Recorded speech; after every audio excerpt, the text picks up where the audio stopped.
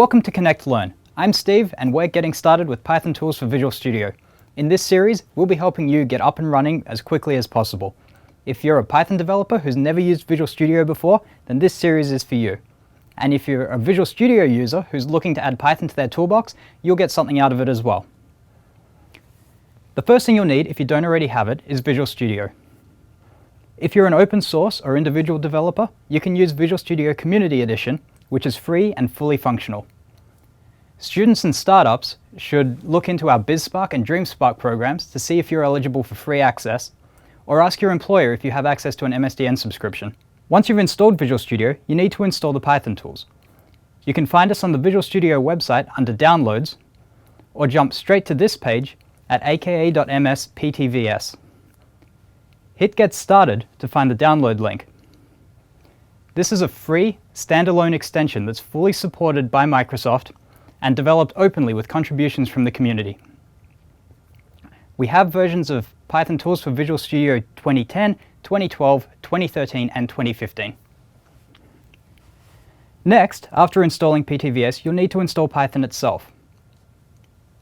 Python is completely maintained by the community, so you'll be looking to external sites to find an installer. The main installer comes from python.org, where you'll always find the latest version of the CPython language. Continuum Analytics produces a free bundle called Anaconda that has Python and a huge range of useful libraries, especially if you're interested in science and data processing.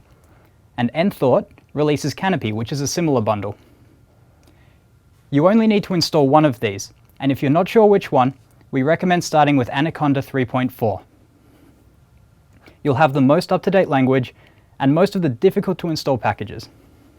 Now we've got everything installed, let's dive into Visual Studio and make sure that it's all working. Under View, Other Windows, you'll find a window called Python Environments.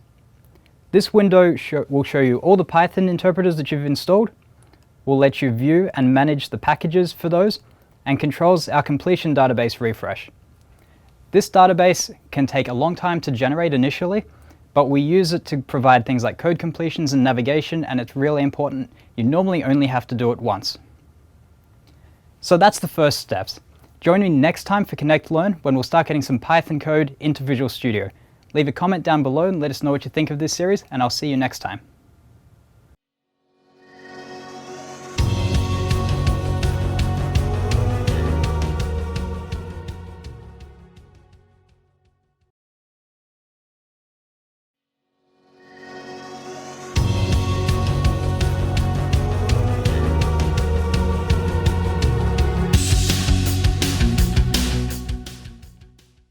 Welcome to Connect Learn. I'm Steve and we're getting started with Python tools for Visual Studio.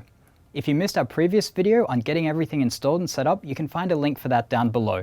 But now let's actually get some code into Visual Studio. If you've used Python before, then you'll be aware that it lays out projects by how files are set out on disk. And this is fine for simple projects, but as you start adding more files and maybe including web pages and JavaScript and eventually automatically generated files, the file system starts to be a bit unwieldy. So Visual Studio uses projects to manage these files.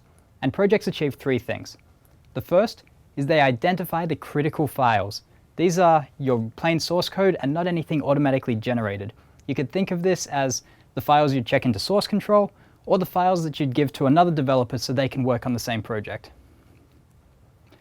Visual Studio projects also can embed build information. So maybe some files, every time you change them, you need to run a rebuild step, and that can be encoded in a Visual Studio project.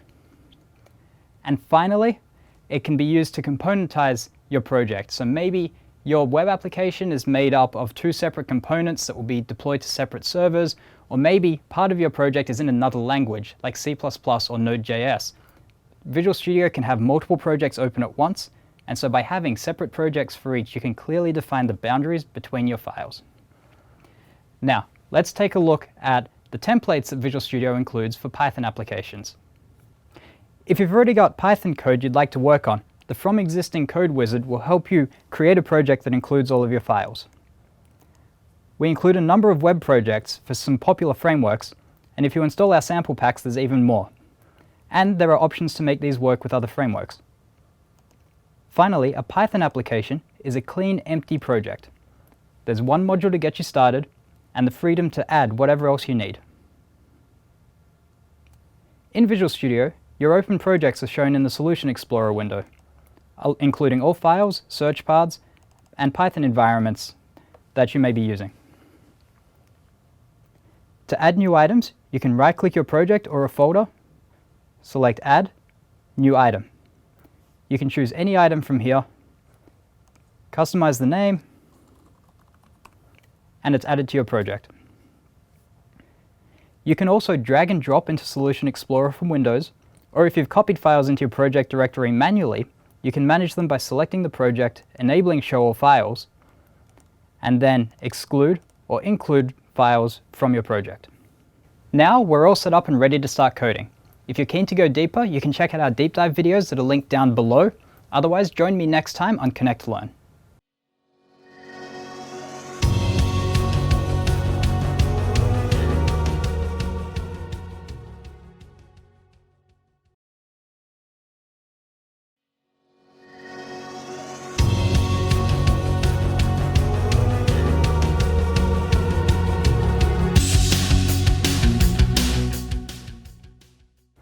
Hi, welcome to Connect Learn. I'm Steve, and we're getting started with Python tools for Visual Studio. If you missed the previous video on setting up a project in Visual Studio, you can find the link for that down below. But now, let's look at how the Visual Studio Editor will help you be a more productive Python developer. In our basic Python application, we don't start with any code, so let's write some.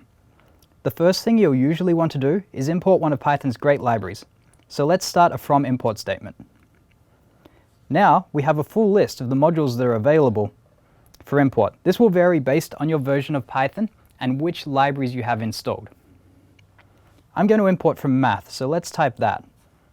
You'll notice that the list of options is filtered down. Math is selected, but there are also options that look like math. You don't have to get the name exactly correct, and we'll show you things that are similar to what you've typed. When I finish this statement, I have a list of the members of math. I'll import the sine function. Later on, I may decide that I actually want to use the cosine function. Anywhere in your code you type a name that we recognize as belonging to one of your libraries, we'll give you this little smart tag, which you can click on to help you import the function. Now let's add a function. I can type it myself, or I can use a snippet to generate the code. If I go to Edit, IntelliSense, Insert Snippet, from Python, I can choose def, and it will insert the function for me. I'll call my function make.string and give it one parameter x. In the spirit of test-driven development, I'm going to call it first and write some simple assertions. And you can see we already know the name of your function here.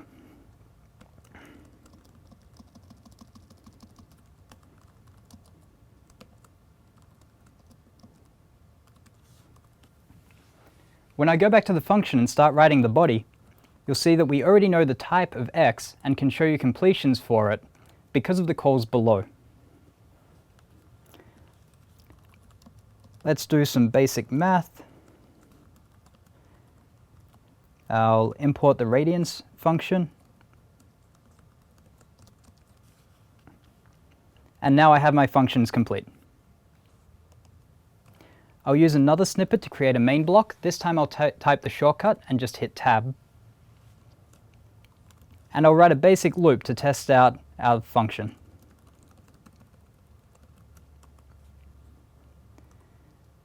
When I call the function, after calling it, we can see that we know the return type of the function, and if I dot through, then we have suggested completions for the string type. This type information will flow the whole way through your program. So no matter where you are and what variables you're passing around, we've tracked the types and we're able to give you suggestions at any point. Let's print out the string. And now when I hit F5, we start running and we can see the dot bouncing back and forth. Now we have the basic editing tools for Python in Visual Studio. If you'd like to go deeper, check out our recommended deep dive videos linked below, or join me next time for Connect Learn.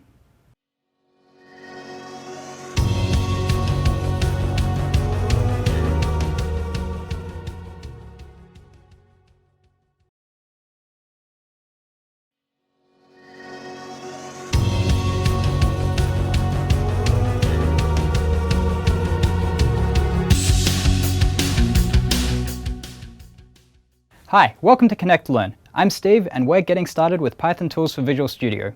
If you missed our previous videos, you can find the links for those down below. This time we'll be picking up from where we left off last time and having a look at how Visual Studio's interactive debugger can make it easy and almost fun to find the problems in your Python code. Last time we wrote a program that showed a bouncing dot, and now we're going to take a deeper look at what it's doing. Normally when you're working on code in Visual Studio, you'll start running by pressing F5 or Start. This will build any parts of your project that need to build and start running under the debugger. You can press Ctrl F5 to do the same, but without the debugger, and as you can see this runs slightly faster, but you do lose some of the great features I'm about to show you. Another option is to step in, which is normally F11.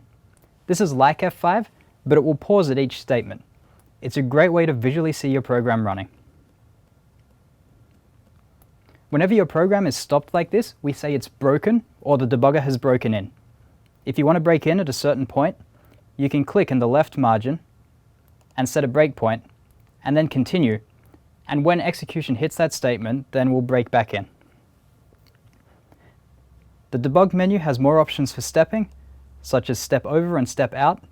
That will step over certain functions or jump straight to the end. While we're broken in, there's a few things we can do. This is the locals window, which shows the current values of local variables. As we step, this automatically updates.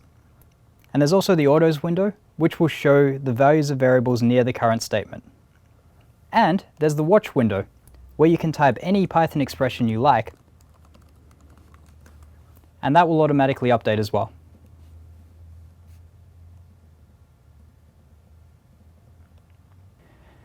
You can also simply mouse over variables and click in to edit them. And lists and dictionaries are expandable here, and if you do the same for a string, then you can pop out a visualizer, which will let you use special formatting if the string contains XML, HTML, or JSON. This is the call stack window, which we can use to see the function calls leading to the current statement, and we can jump around to see code, autos, and locals at any point. If you want to quickly test a different file, you can right-click anywhere in the editor and choose Start with Debugging. When you're running in the debugger and your code raises an exception, we'll break in immediately and let you inspect the current state as if there'd been a breakpoint there. However, we won't do this automatically if the exception is handled. This is mainly for exceptions that are going to tear down your entire process and leave you with just a plain stack trace.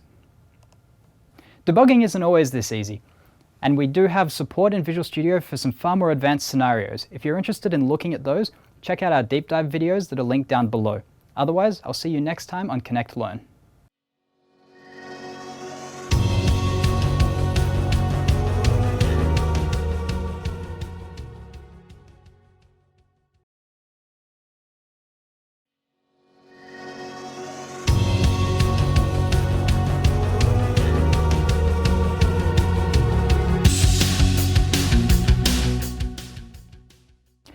Hi, welcome to Connect Learn. I'm Steve and we're getting started with Python tools for Visual Studio. In our earlier videos, we looked at how Python can fit into the Visual Studio workflow, and you can find links to those down below. This time we're going to see a familiar Python feature that's been brought into Visual Studio and made fresh and exciting for existing Python developers. In the Environments window, you'll see a list of all your Python environments, and you can select to open an interactive window for any of them. You may know this as a REPL, and if you've ever just run Python on its own, you've seen one like this. I get a prompt, I type some code, and I can see the result immediately. It's live, it's persistent, I can assign a variable and use it later and see the result, and it's a full Python interpreter. So I can write multiple lines of code and run them all at once, even if they go over multiple lines. When you start using a new library, this is a great way to try it out. You can import the library, check out its sub-packages, and look at the classes and functions. Python can tell you all the information about it through the help function, but we can give you suggestions and documentation based on what we already know in the editor, and we can do this without having to actually run the code. But when you have run it, we'll use the information from Python to improve our suggestions. The interactive window is also handy for iterating on and testing your own code. I can switch back to my editor, select some code, right-click and choose Send to Interactive. Now the code has been copied and executed, and I can call it and see the result immediately. If I need to make changes, I can move up till the function reappears, make the change I want. Since I'm in the middle of a line, I'll hold Control and hit Enter. Now when I call it again, I'll see the new result.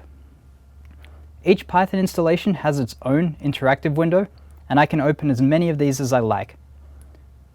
When I need to get back to a clean state, the buttons at the top will let me clear the screen and reset everything. The interactive window is great for quickly testing code, but it's also a very powerful tool in itself, especially when combined with some of Python's data and numeric libraries. If you'd like to see a full workflow, check out our recommended deep dive videos that are linked below, or join me next time for Connect Learn.